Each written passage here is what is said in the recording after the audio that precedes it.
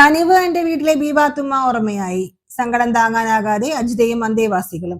6 വർഷം മുമ്പായിരുന്നു ബീവാത്തുമ്മ ചെറുമനേങ്കാട് കനിവിലെ എന്റെ വീടായ വൃദ്ധസദനത്തിലെത്തിയത്. വർഷങ്ങൾക്ക് മുമ്പ് ഭർത്താവ് പുന്നയൂർക്കുളം ഇല്ലത്തുകായിൽ മുഹമ്മദിന്റെ മരണത്തെ തുടർന്നാണ് മക്കളില്ലാത്ത ബീവാത്തുമ്മയെ വീട്ടുകാർ പുന്നയൂർക്കുളത്തു നിന്നും കല്ലുംപുറത്തെ തറവാട്ടിലേക്ക് കൊണ്ടുവരികയായിരുന്നു.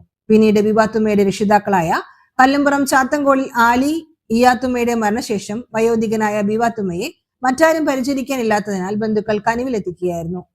കനിവിലെത്തിയ ബീവാത്തുമ്മ പിന്നീടുള്ള വർഷങ്ങൾ അതീവ സന്തോഷവതിയായിരുന്നു. കനിവിലെ തന്നെ അന്തേവാസിയായ അജിതയായിരുന്നു ബീവാത്തുമ്മയുടെ മകളെ പോലെ മുഴുവൻ സമയങ്ങളിലും പരിചാരികയായിട്ടുണ്ടായിരുന്നത്.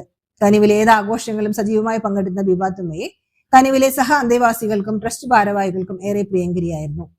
കനിവിൽ അന്തേവാസികൾ സംഘടിപ്പിക്കുന്ന കലാപരിപാടികളിൽ ഒപ്പനയിലെ സ്ഥിരം മണവാട്ടിയായി വേഷമിട്ടിരുന്ന ബീവാത്തുമ്മയുടെ വേർപാട് കനിവ് എന്ന വീട്ടിലെ അന്തേവാസികൾക്ക് താങ്ങാനാവാത്ത എന്റെ വീട് സങ്കടക്കടലായി മാറിയിരിക്കുകയാണ്.